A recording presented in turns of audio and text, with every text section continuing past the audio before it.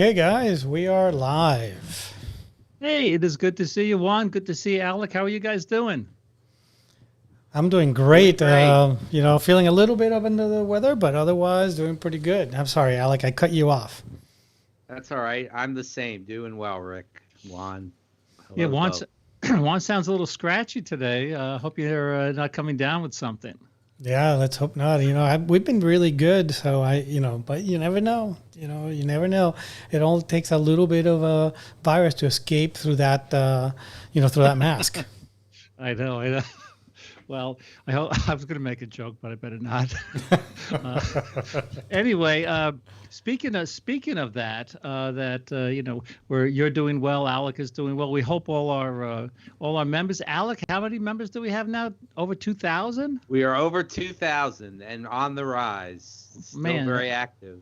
that is so good. Speaking of active, so many members are active. So today, what we're going to do is going to be before and after. Each week for the new members, we give an assignment. So today we're going to talk about all the before and after pictures, showing the before pictures and then the after pictures. And, I went through these, Juan went through these, and Alec, I mean, isn't it amazing what people are doing, in Photoshop and Lightroom and with plugins? It's just fantastic what these people are doing, what our members are doing. Absolutely.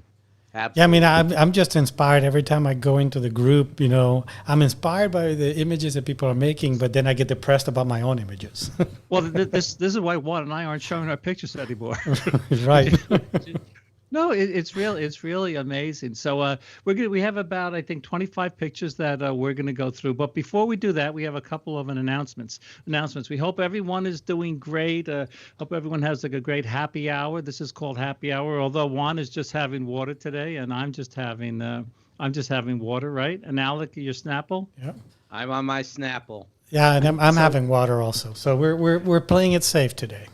Yeah, we're definitely playing it safe. So after happy hour, Susan and I are going to have dinner, and you guys are going to have dinner. And thing is, some people around the country and around the world are not going to have a happy dinner. So we thought we went through a lot of different fundraising events, and we thought Why Hunger was a really good one. We did research because Juan, you did research, and Alec, you did research on this too, right?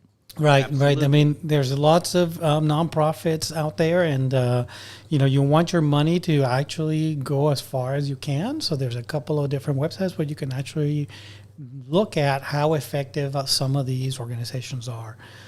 So we are encouraging folks, that if you're looking for a organization to donate to, that you donate to whyhunger.org. Yeah, it's really a worthwhile organization. So if you have a few bucks at the end of this presentation, if you had a happy hour, if you learned a lot, maybe you can make a small little donation. Another thing we're doing is we're working with a Printique, which is part of Adorama. Alec, I know you use these guys. And I hope our friend Glenn Taylor doesn't mind that I used his gorgeous picture from our phototherapy group here. Alec, maybe you can let me know if he or Claudia, they're friends, if either of them are on, because I can't see who's on while I'm doing this. Anyway, Okay, I'll keep an eye out. thank you so much. Anyway, they've offered our members 20% off on a calendar, 2021 calendar. And this was inspired. We were looking at the flower pictures.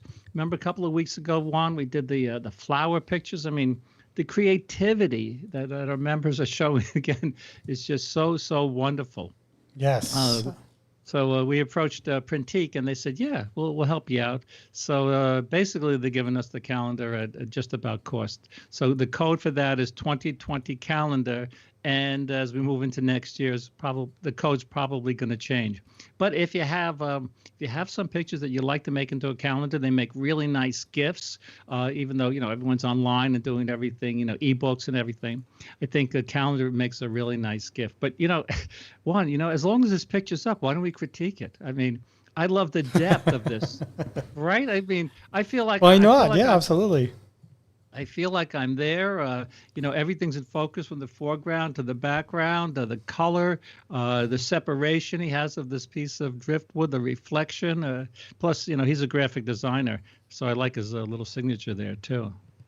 Yeah, and what's great about this image that I really like is the fact that he found a really nice angle to the image, Yes. to that driftwood to really show, to show it against the sand and against the reflection and capturing a little bit of that reflection in the water, and we're all suckers for sunsets, right? Oh yeah, we definitely are. But he's really good at this. He takes his time. He's a very thoughtful person. He walks around, and I do the same thing. I say, what's the best angle? If I could only take one picture, what's the best angle? So I really like what Glenn did there. So another announcement next week, we're going to have photos by candlelight, since a lot of people are in lockdown right now. We thought this would be a good assignment. So if you don't have candles around the house, maybe go to the hardware store, the supermarket, get some candles, and I'm sure you could come up with some very creative pictures. And of course, they need to be tagged, right, Alec? They Right. absolutely need to be tagged with the topic candlelight. Yeah, I think it's by candlelight. By candlelight. I think it's by candlelight. So I think candlelight is just so beautiful. I took this picture in Myanmar, and it's one of my favorite pictures. It's all candlelight, taken at ISO 64.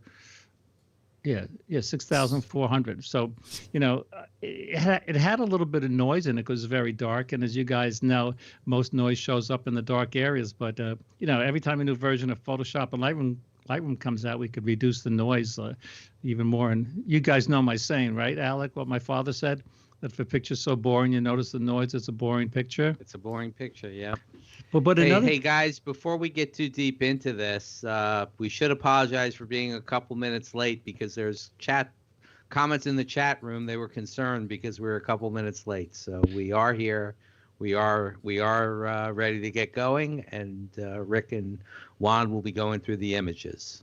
Yeah, no, it's kind of funny. We're about a minute late and people are already getting antsy, so that's good, right? Yeah. Remember, we cannot be even 30 seconds late next time. Maybe we should come on like a few minutes earlier or whatever. This picture illustrates like one other thing, and I heard this tip first from Joe McNally. He said, if you want an interesting portrait, don't light the subject's entire face. So we have these nice shadows there. So when you're working by candlelight, if you're going to photograph a person, think about where those shadows are going to fall. And this assignment, by the way, was inspired by Doug Hansgate. He runs this Can-Am Expo. Juan, did you ever go to that? No, I have not. No. You'd be a great speaker there. It's Can-Am is Canada and America. It's in Buffalo, New York sometimes, and sometimes it's on the other side. Anyway, this is all by candlelight. So again, tag your pictures by candlelight. I think that's the one I set up, and we really look forward to seeing those. Okay, so for our members, we are here, and now we're going to go through the before and after shots. So if you have comments, please type them in, and Alec will read those to us, or Juan will read them while I'm going through this. I think this is a really cool assignment because, and it reminds me of this Ansel Adams story. You've heard me, I think you've heard me say it, Juan and Alec. Maybe some of our new members haven't, but anyway, the gist of the story is someone looks at Ansel Adams' pictures, his books, his posters, and everything is inspired to go to Yosemite, and the person says, "Well, when I got there, it didn't look like that." So that, right? And it doesn't, right? Right. Took the reality. So basically, we could have called this session. It doesn't look like that, because here's Ron Johnson's picture. Here's the before. And this is what it looked like, and here's what he envisioned. And if I were there, I think, on a beautiful late afternoon or early morning, I would have envisioned this type of shot. I think this is just, it is beautiful composition. This is like the classic Instagram shot, right, with a tiny little person in there. But again, look at the before, very flat because of the overcast day, and look what he was able to do in Lightroom. It was an HDR shot and edited in Lightroom. He cropped it. I'm reading a spot removal tool to clone out some of the other people. And his goal was to have my wife stand out. Well, she definitely did. And he did a great job. Man, oh, man. Yeah, I love the fact that he has her completely clearing the canyon itself. She's standing against the sky. That really makes her stand out and, draws you right into her, which is awesome. And it's funny because oftentimes you see people that go to a location like this, and they'll have an overcast sky like this, and they think, well, I can't make a great image. Right. The subject oftentimes is strong enough, right, that you can make the image, be incredibly beautiful, no matter the kind of light that you have. Even if you had a really, strong sky right above you, by shooting HDR, you'll be able to bring in those shadows. But, here with this really, kind of soft sky, I think the light is actually, quite nice. I'd rather have a softer light like that than a completely harsh light, right? I know, but see, still, again, here's the before. We have the shadows down here, and the after, and the color. Someone told me that they put up a fence there, or they're going to put up a fence so you can't lean over as much. Well, lately. There's been a lot of people that have fallen over, because they are out there taking pictures for Instagram and not paying attention. So, right. I would not be surprised if they do things like that to try to keep people from doing crazy stuff. I love the reflection in the water. Again, the before and after is cool in and of itself, but just the composition, having the river down here and the color, I think it's just beautiful. So good for you, Ron, leading off our before and after session. Rick, let's go back to the image again. One of the things that I want to mention, the after. Let's do the after one.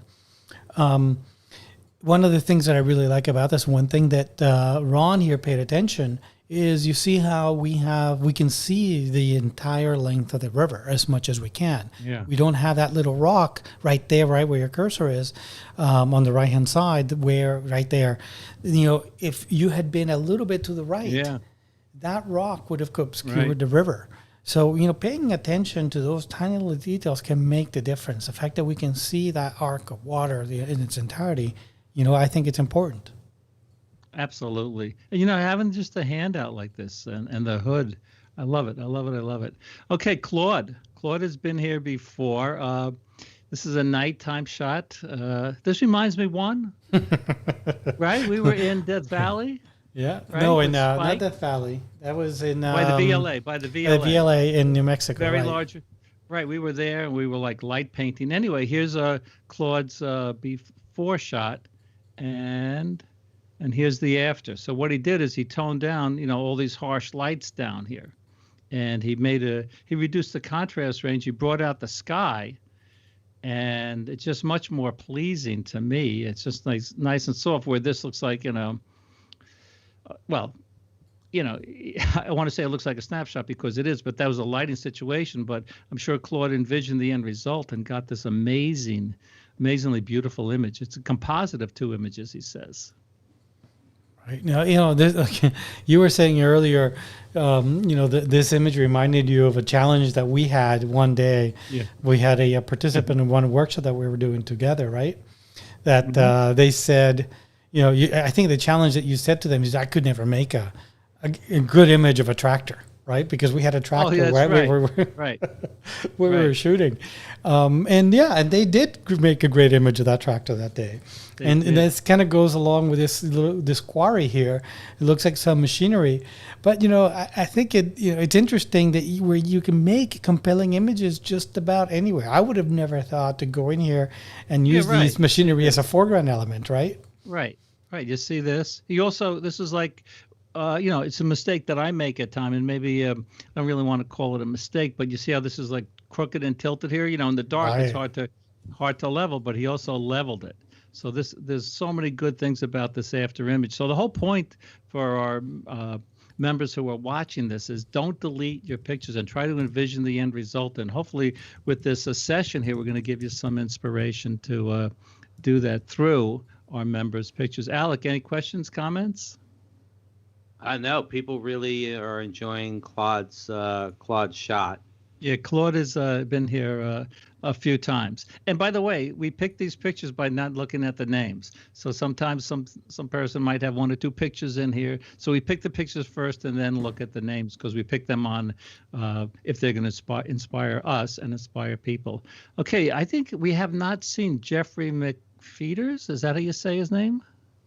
We have not seen him here before. So this is a really cool shot. I mean, I couldn't imagine driving around and seeing this scene. So, what I say is this. I say, when you look at a picture, if you realize what it's lacking, going back to this picture, it's lacking color, contrast, sharpness, and detail. If you know what a picture is lacking, then you could say, okay, if I added color, contrast, sharpness, and detail, you can get something like that. And it's the same thing here. There's not a lot of contrast here. So what Jeffrey did is made this amazingly dramatic image, man. Oh man, look at this. What a difference. I mean, if there was a before and after to be shown, this is it. I mean, look at all that texture and detail on the clouds. Look at the light. I love one of the, and we've talked about this before in some of the previous sessions, is having that that color combination of the golden orange and together with the blue in the same image, giving you kind of a different, feel of progression of the day, makes images that much more compelling. What an amazing thunderhead. This is beautiful. Awesome work, Jeffrey. Yeah. The sense of dimension is just incredible. I know. This could be a book cover. So Jeffrey, I don't know if he's here or not, but I hope he is. This is just an amazing picture. So again, here's the before. Nice enough. I really like his composition. And Juan, you have your cameras in the background there, right? So if you had to take, I don't want to. If I take a guess, you have a few $1,000s wrapped up in cameras back there, right? Right. Right? Yeah. A couple thousand, yes. Yeah. I noticed that right away. Yeah. Do you see what Jeffrey used? No, I did not notice what he used. 8. Oh, the iPhone. Yeah, of course. The iPhone 6. iPhone 6. The 6. Oh my God, that's awesome. Well, I have an order to cancel. I'll be back in a couple. That's pretty funny. But it's Susan always has the phone with her, and one of the great things about the phone is, Juan, if you and I were leading the workshop there, my guess is we would say, okay, everyone out of the car, set up your tripods, set your ISO, maybe reduce your exposure a little so the highlights aren't blown out. Make sure your horizon's level, expose for the highlights, Expose for the name of the game is to fill the frame, whatever, use it, don't place the horizon line in the center. And here, Jeffrey got this. He probably didn't even get out of the car, he just shot out the window, Right. But good for you, Jeffrey, and thanks for being here, and for all our new members. I think Alec, we had about 150 new members in the last 2 weeks, or the last week or so. Okay, here's one, and I really like what Jeffrey said. Jeffrey, Jeffrey, Jeffr. Yeah, Jeffrey maybe. Yeah, Jeffrey. Actually, not Jeff Fry, maybe Jeff Fry more. I'm only making a joke. But what this photographer did was very interesting. Jeff Fry made this, and I really like this image, and I like what Jeff Fry said over here. Please note, I'm not trying to make a bad image better. The original image has good detail and exposure. So he was just, trying to make a different type of image. And so again, here's the before. And again, I agree, nice enough image, but there's just so much we can do with plugins and with Photoshop and Lightroom. And he didn't use an iPhone. Yeah, no, it's kind of interesting. And completely different cropping as well. I love the fact that he included a lot of that water reflection, because to me that is one of the things that really makes the image and grounds it. I personally am not big into sort of these photo collages, so it's not something that I do personally, but I can appreciate when someone does, when someone creates them, and I think Jeffrey did a good job. Yeah, I think so. Again, so here's the before, nice enough. Maybe this bothers me a little over there, but he cropped that out. So beautiful, beautiful. I'm sure Susan, who's watching over in the house, likes this. She loves using the apps. Okay, Jennifer Brickman. Susan and I have been down here, down in Florida. These, where was it exactly? Yeah, Corkscrew Swamp Sanctuary. So actually, we were walking through this. It was really hot. I'm carrying my big camera bag and everything, and it was really, we were hard pressed to find a good picture, because this is kind of like a boring snapshot, right? Right. But look at the work of art that Jennifer. that Jennifer did. She said she just she used Photoshop Blur and Topaz 2 and a bit of impressions and glow to give it a mystical effect. Wow. She also took a narrow position and made it wider. So Yeah, yeah, I so mean, initially here's when I looked at this, is that technique that we do when we move the camera, the intentional movement of the camera to blur the trees. But I was like, it couldn't have been because we have, the boardwalk is nice and sharp and static. So, so that is very creative, very nice. And again, kudos to Jennifer for actually seeing that in the image, right? Because like you said, you were there, right? And you saw that, and you were like, whatever. It wasn't anything impressive at all. No, that's what I saw. Right. So I think it's beautiful. So play around with plugins, play around with Photoshop and the blur and these tools. And look at this. She got 162 likes and 53 comments. I'm looking. I'm sure people are going to be using that technique in the future to make images that are a little bit more compelling for when you're done just a snapshot. I certainly have a lot of images like the before. So. Me too. Well, Alec, maybe we could add a topic down the line. I'm sure we have too many topics already. Okay, let's go to the next one. Okay, Sean Boyle. I think this is one. I like them all, but this is one of my favorites. Look at this shot taken on an overcast day. I like the composition, right? I like the little store over here, the paintings over here. The sky's not doing much. So Sean said, okay, here's my before shot, and a couple of people said amazing transformation. Look at this beautiful image. Oh my God! So from this to this.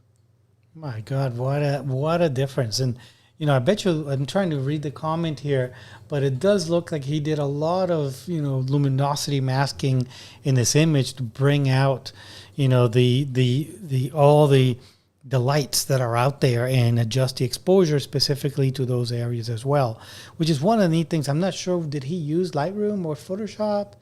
It doesn't say. It doesn't say, but he basically moved the white balance to the blues, way over to the blues. So this is actually a good thing. Like sometimes I know people when they shoot, a lot of people shoot, even though it doesn't matter in RAW, you could change it afterward. If they're shooting on a sunny day, they'll set it to a shade or to a cloudy to make the pictures a little warmer. So playing around sorry, Rick. Sean writes, it was all done in Lightroom. Nice. Okay. Yeah, I mean, Rick, and that's a great point that you're bringing up. One of the things that Sean did, because, I consider, and you and I have talked about this before, I consider the white balance another creative tool, right? Yeah. It's another slider that we can play around with. Most of the time, we don't move it all that much, but here's a prime example of that, where you actually wanted to make the scene a little bit more surreal, if you will, and making it so blue and so cold. Really works. And then one of the things that that I like here that he did, now that we know that he did this in Lightroom, one of the changes that was done, I forget how long ago, but it wasn't that long ago, where you could actually change the white balance using the brush of a particular area. Right. And I bet you that's exactly what he did here on all the lights. He changed the balance of where the lights were falling to make that light that much warmer. Yeah, well, look at this. This light isn't on, right? Right. This light's on, right? Right. This light. So, Alec, can you just ask him, or he's listening, how did you do this? Did you just use a brush to make this? He writes, I turned on the lights using the brush tool. Then he invites people to expand on the comments, right? If they find the image on the site, there's more detail. Yeah, there's 24. Not the comments, but in his description, I think he maybe in the description or his own comments, he does expand upon how he did it. Yeah, and the see more, right? In the description, there's more information. So if you search on Sean's name or if you search on the topic, you should readily be able to find his picture and read more of the details. But he does also add that he did change the light balance of the brushes. That's amazing. That's amazing. Also, this shows that how much I'm sure it was a raw file. Um, That he was able to bring well, that detail up in the sky, right? yeah, like there we have like well, it looks like zero detail, but there was a lot of detail in there. So anyway, we have to move on. But Sean, very, very good job. Okay, Tommy Armstrong. Here's a snapshot of I think it was his daughter. Another iPhone shot. Look at this. An Another iPhone 6. What is all these iPhone 6s? Where are these iPhone 6s coming from? I don't know. I don't know. But anyway, this was his granddaughter's bedroom, and he had a lot of fun with it.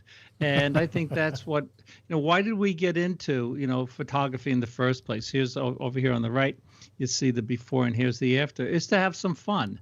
And I wouldn't say it looks exactly like a Renoir or a Monet painting, but it has this kind of look over here, like a starry night, right, in the sky here. So I think it's fun. Yeah, I mean, it's, again, the artistic vision of seeing this from an ordinary snapshot, it's amazing to me. The fact that people are seeing so much into the scene and think, oh, let me try these different effects to come up with something that is completely different than reality. You know what I like about this too? It's just as it is. Like this pillow's not perfect, the chair's not perfect, little glass of water here. It's just as it is. So, Susan and I talk about this all the time.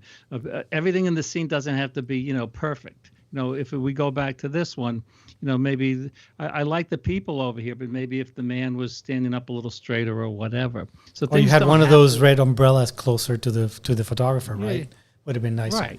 But it doesn't have to be perfect. But it's great. It's absolutely awesome. And Tommy wants to give credit to his granddaughter because she's actually the one who shot the picture, then worked with him on applying the various filters. So it was a team effort. Okay, Juan, you're in your 50s. I'm 70, and here's someone at 11 and a half. So, so we have some competition here. Yes. But seriously, we really hope our members are enjoying this. You can see that Juan and I and Alec are having a blast doing this. I think we're going to have to revisit this topic down the line because it's so good to see this. I was going to write a book, before and after, but I think we just keep showing these slideshows. Yeah. I'm amazed at how many of these images that we're seeing are these sort of like, just almost ordinary snapshots, right? And how they're being transformed. To me, that is really inspiring. It is.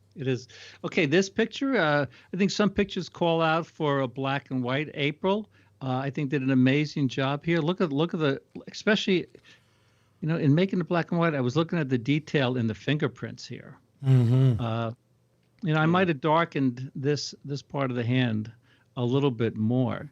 But look at this. She says this had to be black and white before I took the photo.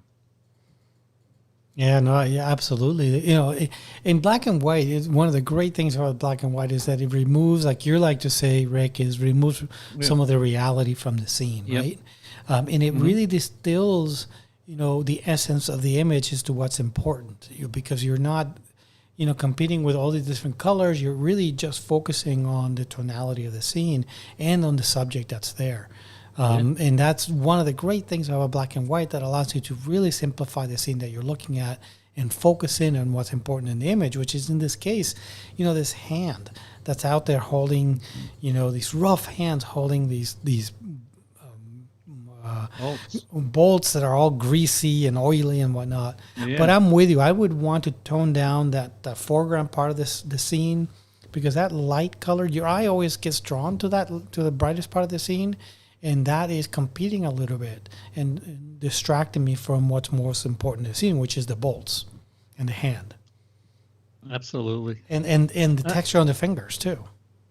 And I like the way these bolts are out of focus. And Linda Cullivan, our friend, who lives, relatively speaking, not too far from you, and I hope that we're going to see you and Linda and Mike relatively soon. She likes the color also. So the color is nice, but again, what is it lacking? It's lacking contrast. And I think because we're used to seeing all these, super saturated and high contrast pictures on the web, contrast, I think, especially when it comes to black and white, you look at Ancelano's pictures and Josef Karsh, contrast is king in black and white. So this picture is not only black and white, it has a lot more contrast than this picture, or Yeah, I mean, has a.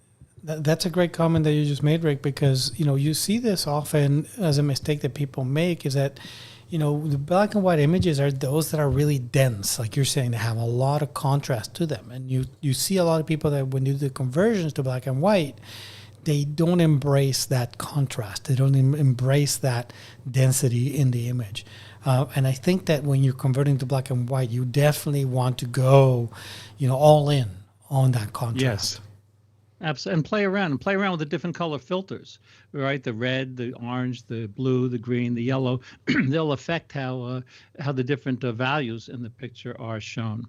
Okay, here's a pretty boring picture of a awesomely nice car, right? Yeah. Tushar Patel. He was on our Oregon Coast photo workshop.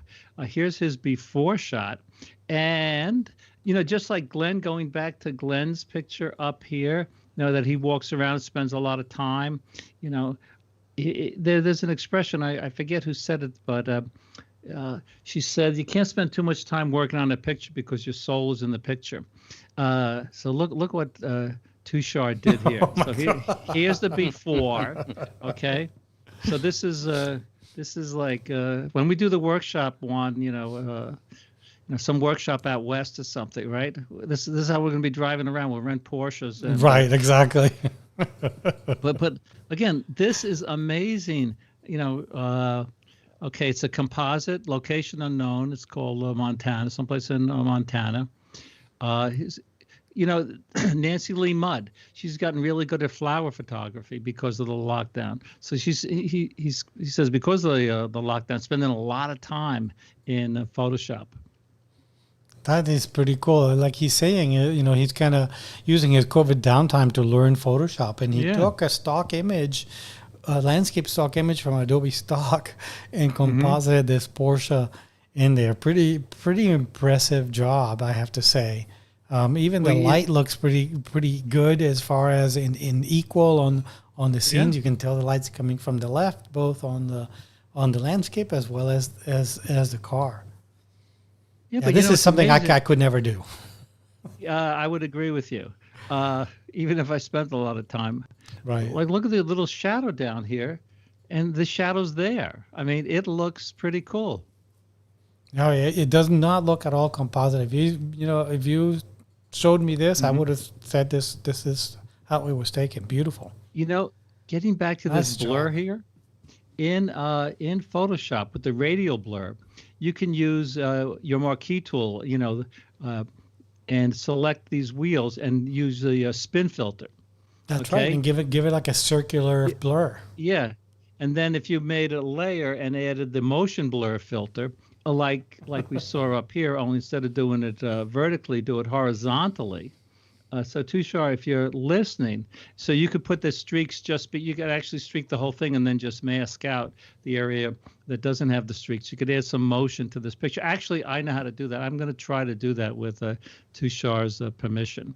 I love this. I mean, I'm having so much fun looking at these shots. Okay, Bonnie Davidson has been here before. Nice enough shot, driving around, seeing this old gas station.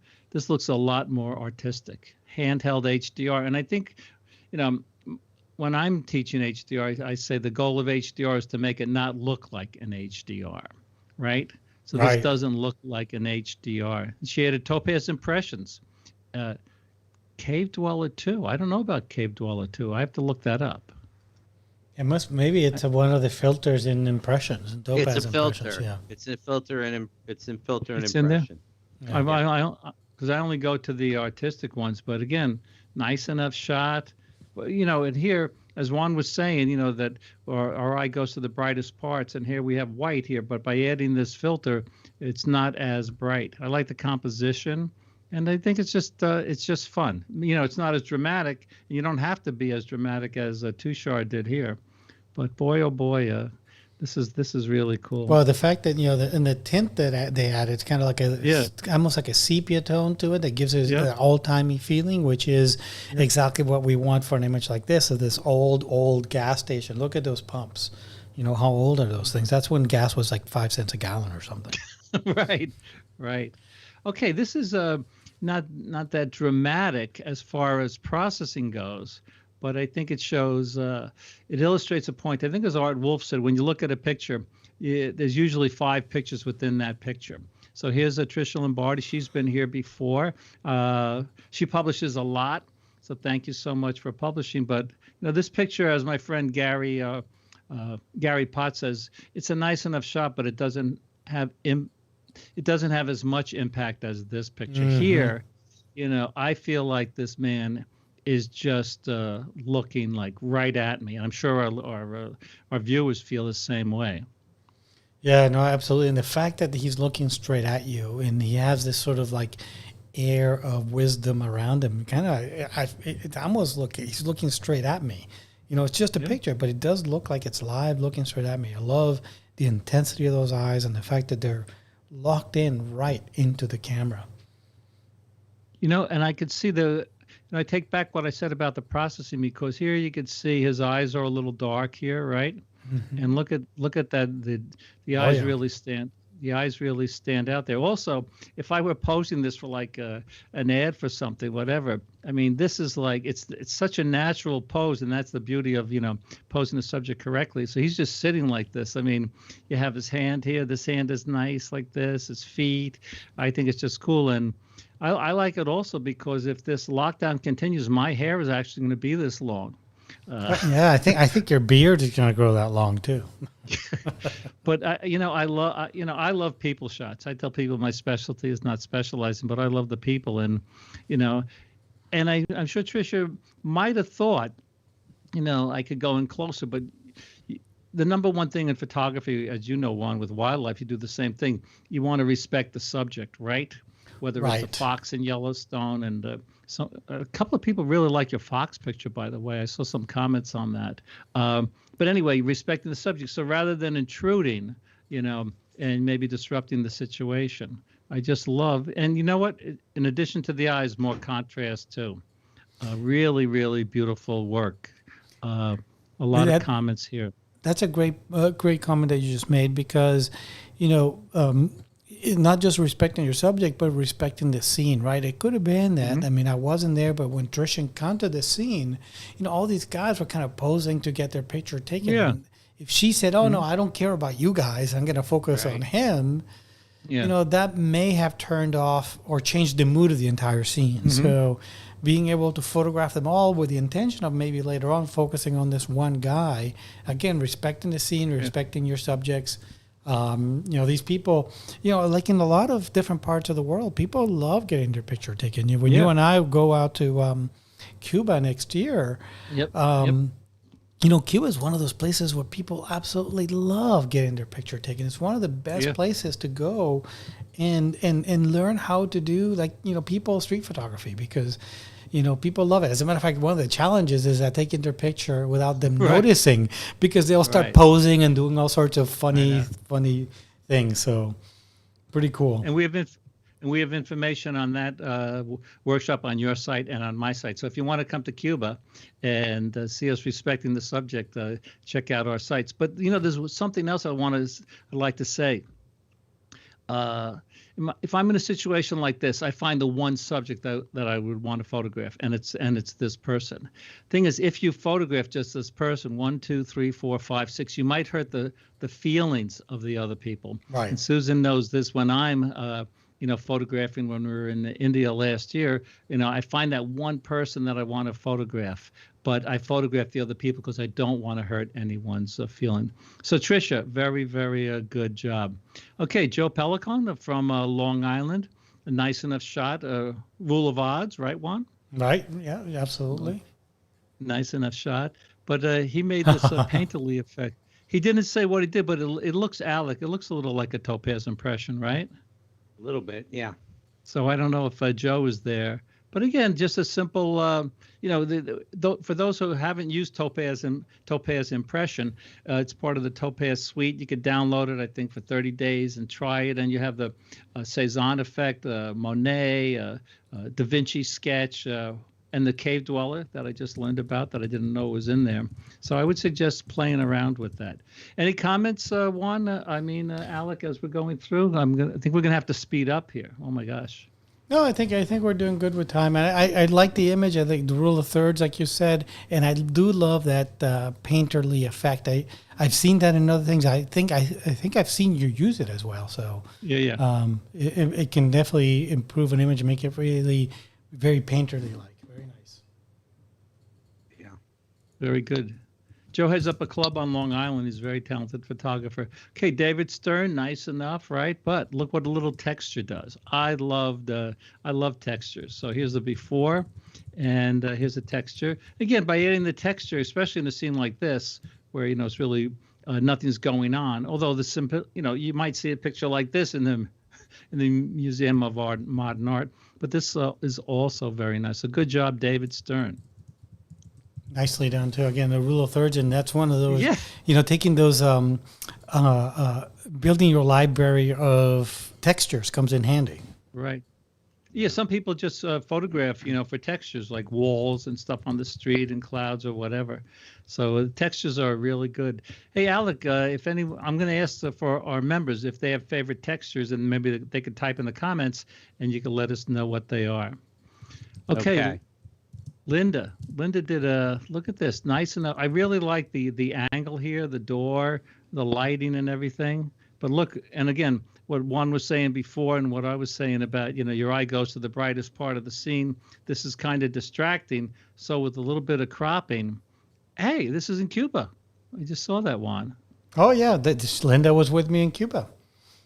Oh, she was. Yeah, she was with me in Cuba this past March, just as the coronavirus was exploding. Oh my gosh. Anyway, Topaz Studio and AI Clear and a touch of Radiance and Lightroom Classic and a bunch of. She fixed the perspective. Well, yeah, fixing the perspective. Sometimes I say embrace the perspective. And sometimes I fix the perspective. So you could do that in Photoshop and Lightroom very easily. But what a difference here, right? This looks like a snapshot, but this looks like a work of art. Very simple. So and the way I like the way the doors open. Yeah, like I love that. To me, the hats absolutely make the image, and and this is a lot of the. We end up going. I don't remember which exactly residence this is that Linda went in. She must have. Go out on her own, because I don't remember seeing this particular scene, but we end up going into a couple of different private residences of people that I've made friends over the years, and just some incredible places to see and photograph and shoot. Look at that marble flooring. There's so much going on in this scene.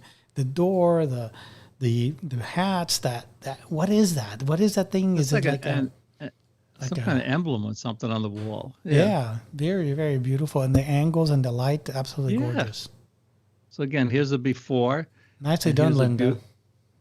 Is she here? I haven't seen her commenting, but she usually is. She's usually on our... She usually is, but I don't see her here today.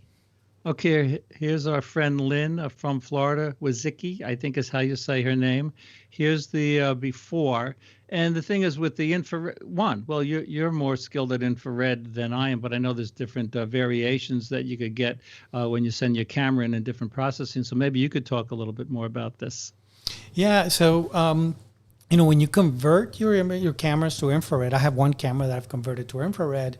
You have all sorts of choices as to what conversions you want to do, depending on what you want to. What you're looking for when you do your processing afterwards. When you take an image, your image may look in different ways depending on the kind of conversion that you've done. In my case, the conversion that I had done, when I bring the images in, they're very red looking, and then I have to go in and invert the colors, do all sorts of things to make them look kind of what we equate an infrared image to looking like. Hers is a different kind of infrared, an 850 nanometer that shows the image in blues, which is kind of interesting. I've never seen that before. Yeah. But Yeah, yeah, it I was mean, very I dreamy. yeah, I mean, I Nice. love shooting in infrared. I started shooting in infrared back in the film days. I remember when I was in high Right. school and I was in the photography program at my high school. We would we would get a certain number of rolls of film, and I always coveted when I got some infrared film because I always thought it looked really neat and interesting. Yeah, so before you have your camera switched to infrared and you can't have it switched back. Well, I guess you could, but it costs a fortune. Investigate. Light Pixel does it? Is that who did yours, Juan? Yep, Life Pixel is the one that did mine, but there's a couple. There's something like Color.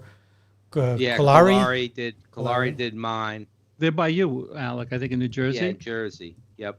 So anyway, think carefully about, the conversion that you want, that you think you want. So it's very important.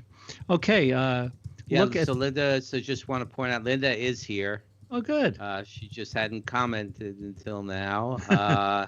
And Lynn has commented that it's on hers. It's infrared at 590 is red. Okay, infrared at 590 is red until converted. It's blue at 850. Cool. Okay, and she also, while we're on Lynn's comments, she also, to your earlier question, is a fan of infinite textures and flypaper textures. Oh, I've heard of flypaper. And Nancy Lee Mudd commented, two little owls. Little owls textures are nice. Oh, I haven't heard of that. Cool. Okay, look at this picture from Kat. Nice. Well, Juan, you love birds, right? I love photographing birds, but how distracting is this background? Well, look at this. Speaking of textures and my cloning, God. right? Look at Here's that. it before. Look at this. I mean, it's just so beautiful. So I'm reading what she says here. It's difficult to keep up with the daily animal feed. Okay. And this looks like a little blue heron, probably, or is it a tricolored heron? Kind of a little hard to tell with all the smoke, but it's absolutely amazing the transformation that she went through and the amount of cloning that she had to go through to recreate that tail as well as the legs. Absolutely incredible job, because you're right. I mean, the other image is so busy that you kind of get lost. The heron itself, even though is our main subject, gets lost. You have those branches in the foreground that are really bright, and you have the big bright spot in the background. So your eye kind of starts wandering all over the place, and your eye doesn't focus on anything. But by just removing everything and bringing that heron out and adding that smoke, that is pretty remarkable, pretty good. This is amazing. Yeah, really well done. But like you said, all down here, right? She had to construct the entire tail. Yeah, I don't know if you do this one, but I know you've been to Crocodile Bay in Costa Rica, and I think you're leading a couple of workshops there either this year or next year. But when you're shooting in the rainforest there, right? You get a lot of shots like this. Oh yeah, right? yeah. You get a lot of shots like this. So this is just beautiful. So yeah, we're gonna have the fog. Just so you know, the fog is clouds to act as fog for the background in the front. So she's here. Yeah, well, she's that's really funny. That's awesome. Well, she posts a lot of stuff too, so a lot of great work. So thank you so much. Okay, this is another one, Gary Simmons. Not that dramatic, but here's the before. So what's it lacking? Color, contrast, detail. We talked before about not a lot of stuff going on in the sky here, but look at the detail that Gary was able to bring out. That's awesome. That's great action. It looks shot. like Sorry, go ahead. Yeah, it looks like a daylight fill and flash shot. Yeah, it might absolutely. I might have taken out these people here, but I think again, some of these are very dramatic, like this one, but this isn't that dramatic. Oh, look at this. Gary put the edits here. So for next time, Alec, this would be a good idea to ask people to to put the edits. Yeah, to put the changes. It was pretty good. Yeah, I mean, Based I can't on the imagine. reaction, people would like it next time. Yeah, enjoying this a great deal. Well, we could take this one step further. we could start video therapy and have people Right. make videos of what screen grabs, video. No, this is amazing. I mean, people pay good money for this, like on online training, to learn all this stuff. I'm having so much fun. I'm learning a lot. Oh, Alan Kittle. Alan publishes a lot of stuff here. Nice enough shot, right? Nice enough action shot. But this next picture just explodes with action. Look at this. How much, right? Like, look at this. That is awesome. Right, Alan. Background photo was captured in high school and blah blah blah. I think he entered this in one of the Kelby one things and one. I'm not sure. I'm definitely not sure. But this is, there's a flame filter in Photoshop. If you go to filter, render, you have flames and you have trees, and the trees actually can work because you could change the color and the size and place them anywhere. And the same thing with the flames. You could change the direction, which he did here. Here the flames are going down. Here the flames are going up. So you could have a lot of fun with the flame filter. But it could also look kind of silly. But this looks like it could have happened here, right? That is awesome. That is so funny. It's such a great, funny shot. Yeah, you can see the trees are on fire. The lightning kind of like destroyed everything, broke the railing. The only thing is we need a filter that really puts more terror in people's faces, because you'd think they would have a lot more terror in their faces if this was happening to them. Absolutely. Okay, Dick Tarr. I haven't seen Dick Tarr here before. He says he was pretty much straight out of the camera. Nice enough, but look how dramatic this is. Again, look at the sky. Nice, and I love the way this shadow kind of like caresses the scene, and the shadows over here. I love it. Yeah, like I said, when you're converting to black and white, you gotta punch it up. You gotta take it all the way in and really bring in and make that image dense and bring in those contrasts. And and turning those skies black, makes the image even that much more dramatic. So nicely done, Dick. Long time no see. Like your infrared, right? Yeah, absolutely. With infrared. Lots of great detail in that image too. Really nicely done. Really nice. Okay, we're coming down the home stretch here. Here's Sean Boyles before. Looks like a long exposure because the clouds are nice and blurred. I could be wrong. But look at this black and white. Look what they cropped. I wonder if he did more than just cropping. I wonder if he changed the canvas size. But anyway, look at this. I love this. And we were talking last time, Juan. Remember that we don't pay attention to 8x10 or whatever. Different aspect, the standard aspect ratios. We go with whatever works for the particular image. Yeah. Right. So here, everyone sees this, but Sean Boyles saw this, which I think is kind of cool. Yeah, it absolutely. It almost has a feeling of an infrared, right? Because it does. You get that kind of ethereal feeling to the image. We can see straight down into the water, which is kind of cool. And then you got the clouds with that little long. It looks like a long exposure, but not very long. So you still have the definition on the clouds. Nicely done, Sean. So for our listeners, cropping gives us a second chance at composition. Alec, were you going to say something? Yeah, I was just reading what's on the screen, what Sean wrote, and it's very important, photography with intent, because the last sentence above in the first paragraph, I also knew I'd be processing this in black and white. So he had an image, he had a vision when he was out there taking that, taking the original. Absolutely. I think I screwed up here. I did. We're missing. Yeah, we're missing the before, but we gave Alan a shot before. Anyway, the before, our friend Glenn Taylor, who we talked about before, it was basically a cityscape. And what Alan did here, he made like a miniature effect using I think it was the tilt shift filter in Photoshop. Mm-hmm. Yeah, you can do that with a blur, different blurs to give you that kind of miniature feeling to it. So it's a combination of filter, blur, and saturation that provides that. Oh, I see. And this is the other one that got messed up. Yeah. Two orphans. So anyway, here. we had Bonnie before, but again, we picked these nice enough shot. But look at this again, Topaz impression. This looks beautiful. This looks beautiful. Yeah, nicely done. And again, one of the things, you can take an image that kind of looks more like a snapshot into something that is, that is interesting and beautiful. With just a click of a button, you're a big user of plugins. So, and this just goes to show you how useful it can be. But some people are not fans of plugins. Actually, Juan, I was thinking about this the other day. You may remember, or you may not remember. I posted something on my blog posts.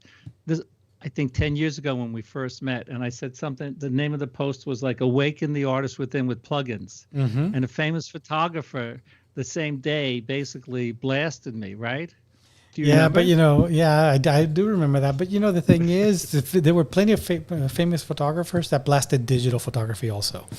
Well, that's true. So that's true. Okay, here's another one. Rob Smith, Nature Photography. Rob publishes a lot. He's an amazing nature photographer. A nice enough shot of this. Is it a kestrel one? No, it's not. It doesn't look. I don't know. It's a falcon of some kind. So maybe a kestrel, juvenile kestrel, or a female. Not sure.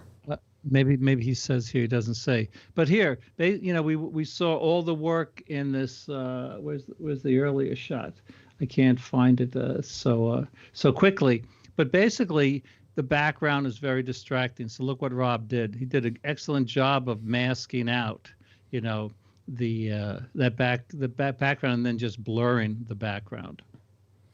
So yeah, Robert says that Robert Figueroa says is a peregrine. It doesn't quite look like a peregrine to me. That's why it looks like a falcon, but maybe a juvenile or a female peregrine that's not fully.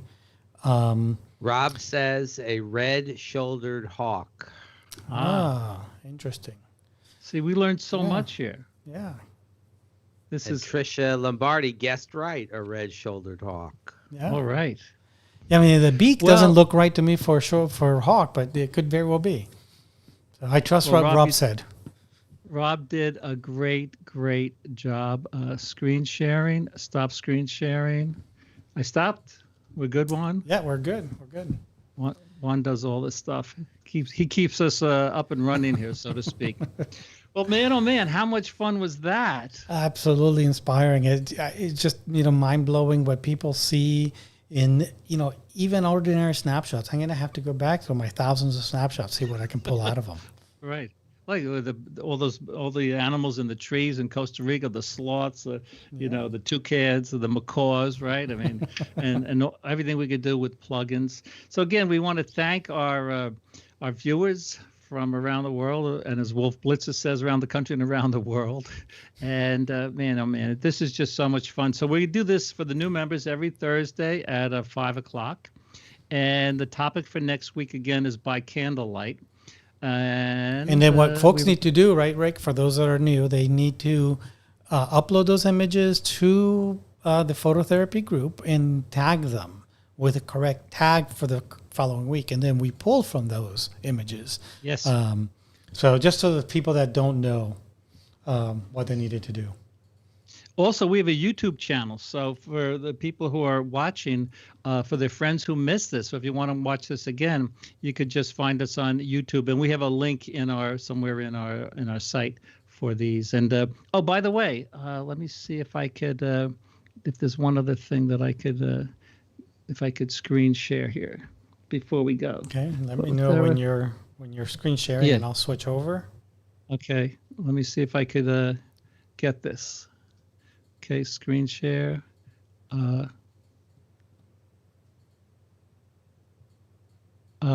Okay, I can't do it right now, but basically what I want to say is each week, every Wednesday, we change the banner photo of our Facebook group page. So Marcus, who's there? Marcus, how do I say his last name? Irk. Let me look.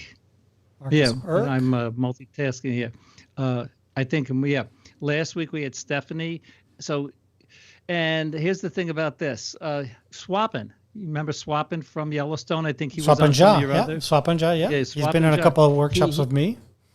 he had an amazing picture, but it wouldn't crop because it had a nice reflection. So we picked the pictures on how they would look cropped here. So Marcus did for the members, if they want to, just click on their Facebook group page. Well, they're there now. If you just scroll up to the top, you could see this amazing picture that cropped. So who knows? Hey, stay tuned, and you may have a picture on the banner here, because we change every Wednesday.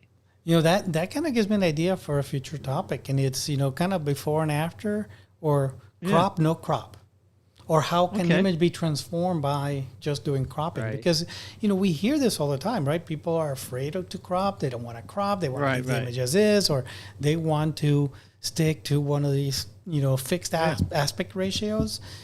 So maybe that would be a good topic. Let's discuss and see how we could make that work, because I think it'd be a good exercise. Sounds great. Well, again, thank you guys. Thanks to our listeners, and we'll catch you next week. And keep posting these amazing images, and keep inspiring two pros who have been at it for a long time. That's right. Thank you so much, guys. And thanks, Alec and Rick, and look forward to next week. Take care, folks.